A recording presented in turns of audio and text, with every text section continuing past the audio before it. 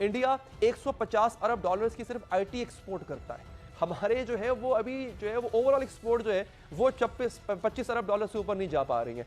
अब हमारे हमसाये में एक ऐसा मुल्क बैठा है जिसके अज़ाइम बड़े जारहाना है। हमें सामना है एक ऐसे एडवर्सरी का, एक ऐसे दुश्मन का जो कि साइज में, ताकत में, तादाद में हमसे कहीं गुना बड़ा है। तो पिछले 2-3 हफ्तों से एक नया तनाज़ा जन्म लेता दिखाई दे रहा है। सरहद पे लगी जो बाढ़ है उसको अफगान तालिबान की जानिब से उखाड़ा जा रहा है। अच्छा, अब तक तालिबान 2 मकामात से बाढ़ उतारने में कामयाब हुए हैं, जिसकी वीडियोस जो है सोशल मीडिया पर मंजर-ए-आम पर आ चुकी हैं। तो मेरा मतलब है कि अगर भारत हम पर शेलिंग करे तो हम खामोश हो जाते हैं कि जी दूसरी तरफ मुसलमान है, हम क्या जवाब दें। इधर से अब जब अफगानी हम पर वार करें तो भी हमने सरहद पर जवाब नहीं देना, तो फिर मुझे बता दिया जाए कि जवाब किसको देना है। मेरा मतलब ये सरहदों पे फौज क्यों खड़ी है? ये हमारे भाई हैं, इनको हमें गालियां निकालने का भी हक है।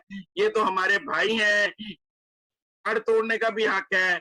ये तो हमारे भाई हैं, इनको हमें मारने का भी हक है। What is this narrative? जय हिंद, स्वागत है आप सबका दी तथ्य न्यूज़ में। साथियों, पाकिस्तानियों को हम देखें तो ऐसा लगता है बिल्कुल बुद्धि ही फिर गई है। इतनी जल्दी क़यामत आ जाएगी ये तो इनको पता भी नहीं था। इनकी किताबों में भी नहीं लिखा था कि क़यामत तो आएगी, लेकिन इतनी जल्दी आ जाएगी और वो भी हिंदुस्तान में बैठा हुआ ऐसा मोदी जी ले आएंगे, वो इनको जो है वो अंदाज़ा नहीं था। अब आप देखो, इधर इनके इमरान खान जो है वो भी लगा पड़ा है, उसका भी 31 करोड़ का जो है बहुत बड़ा घोटाला सामने आ गया और फलाना फलाना चीज़ें हो रही हैं। भुखमरी है, गरीबी है, खाने को पैसा नहीं है इनके देश में। अमेरिका ने इनको लात मार रखी है, अमेरिका ने इनको दुनिया जहान की चीज़ों से अलग कर रखा है, एक्सपोर्ट इनकी है नहीं। चाइना ने इनको पूरी तरीके से जो है वो एकदम लावारिस कर दिया है। उधर बचा कुछ था तो टीटीपी वो धमाके कर रहे हैं, इधर धमाके उधर बचा था। तो जो इनके 2600 किलोमीटर की बॉर्डर लाइन है उस पर जो है तालिबानी आ गए हैं। कभी इधर बाण तोड़ रहा, कभी उधर बाण तोड़ रहा, कभी उधर बाण तोड़ रहा, कभी इधर से बाण तोड़ रहा है। वो बाण नहीं, असल में हमारे हमसाये में एक ऐसा मुल्क बैठा है जिसके अज़ाइम बड़े जारहाना है, जिसके अज़ाइम में पाकिस्तान को तोड़ना है। और ये बात कोई ढकी छुपी नहीं है। मुतअद्दिद दफ़ा ऐसे बयानात उनकी लीडरशिप की तरफ से आ चुके हैं जिसमें बताया गया है कि बलूचिस्तान में जो इंसर्जेंसी को कोशिश की जाती है वो सरहद पार से की जाती है। हम तो उसको ऑफेंसिव कैपेबिलिटीज़ कहेंगे। उनको बढ़ाया जाता है और इस हद तक बढ़ाया जाता है कि खित्ते में ताकत के तवाज़ुन को बिगाड़ने की कोशिश की जाती है। लेकिन अल्हम्दुलिल्लाह पाकिस्तानी जो हुकूमत, सक्सेसिव गवर्नमेंट्स जो रही हैं, उनके बाकी मामलात से इख्तलाफ हमें हज़ार दफ़ा सही, लेकिन सक्सेसिव गवर्नमेंट्स और उसके बाद पाकिस्तान की आर्म्ड फोर्सेस, उनकी न सिर्फ कोशिश रही है बल्कि एक कामयाब कोशिश रही है कि उन्होंने अपने आप को अप टू द मार्क रखा है।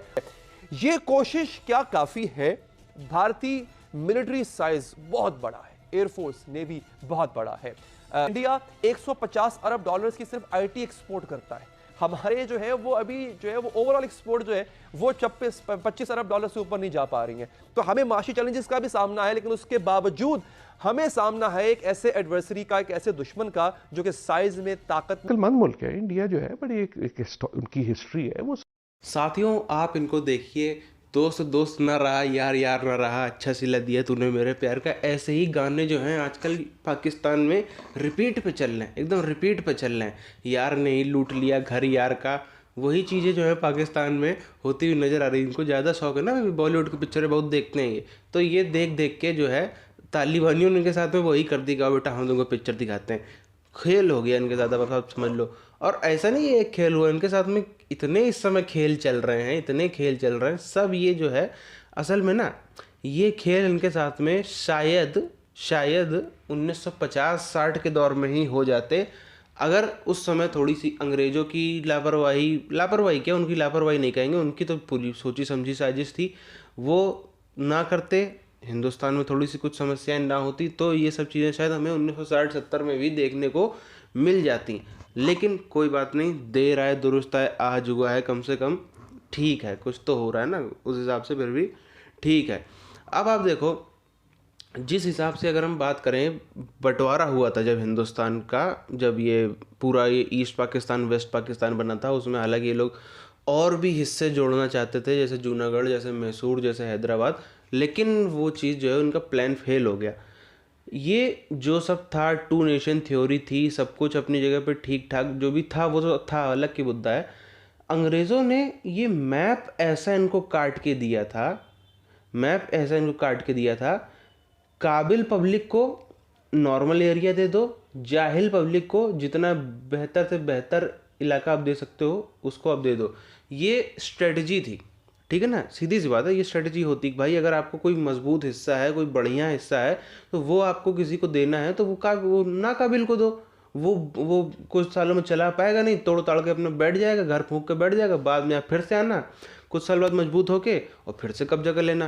प्लान तो यही था अंग्रेजों का कि भाई ठीक है, अभी ये 2 4 5 10 20 साल है, फिर हम आएंगे और फिर उसके बाद आकर के हम कब्जा कर लेंगे। उसी हिसाब से आप देखो उनके इंस्टीट्यूशंस आज भी इस देश में जिंदा है। कौन से हैं भैया, यहाँ पे बुलवाओ मत, क्योंकि बुलवाने में तकलीफ हो जाती है, इसलिए उनके इंस्टीट्यूशंस जो हैं आज भी इस देश में जिंदा हैं और मजबूती के साथ चल रहे हैं। आप देखो जो बांग्लादेश था उस समय का, ईस्ट पाकिस्तान, इकोनॉमी समझ लीजिए उसकी इतनी क्षमता थी, हालांकि हम ऐसा नहीं कह रहे कि बाकी भारत में क्षमता नहीं थी, लेकिन खाली उस हिस्से में इतनी क्षमता थी कि वो पूरे भारत का खर्चा उठा सकता था। ये हकीकत है, फैक्ट है। उस हिसाब से वो उठाता भी था काफ़ी हद तक, वो उस समय में काफ़ी हद तक उठाता भी था, मेजॉरिटी ऑफ हिस्सा वहीं से इनकम होती थी। और जो ये पाकिस्तान वाला, खास तौर पर वेस्ट पंजाब वाला एरिया अगर हम देखें तो इसकी इतनी क्षमता थी कि ये पूरे हिंदुस्तान को खिला सकता है। इसमें मतलब इतना यहाँ पे वो एग्रीकल्चर इतना मजबूत था कि ये पूरे हिंदुस्तान को खिला सकता था। कमाई और खाना पीना दोनों चीज़ें सबसे पहले अलग की गई कि भैया इनको ये दोनों से वंचित रखो, तो ये कौम चाहे जितनी जैसी हो, आज नहीं तो कल ये देर सवेर निपट ही जाएंगे, ये सोच थी अंग्रेजों की।